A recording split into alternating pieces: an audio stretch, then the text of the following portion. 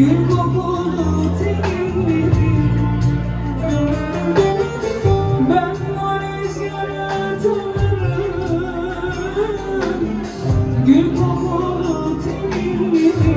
Hadi bir de söyleyelim. Sana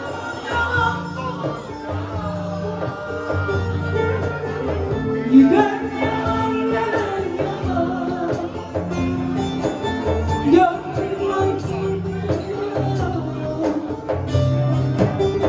Senin gibi senin gibi. Sağlam yalan soğuk. Gider yalan yalan yalan. Gönlüm aydın yalan. Senin gibi senin gibi.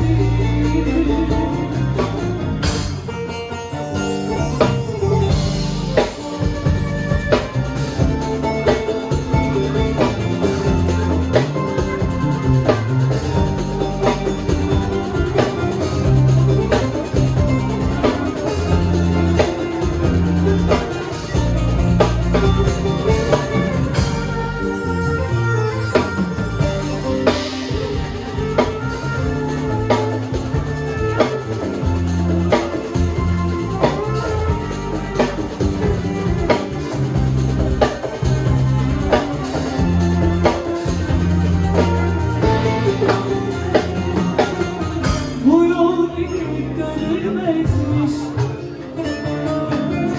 Bu his sahiplenilmezmiş.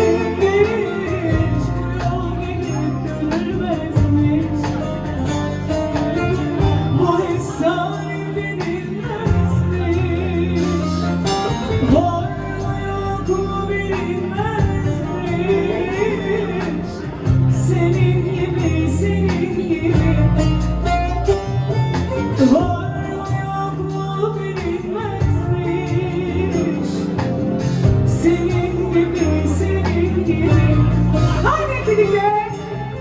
Sağım. Böyle mi anlaşmıştık? Hani eşlik gelecekti? Evet, aranan kalma. Gönlüm attım dünyaya. Senin gibi senin gibi.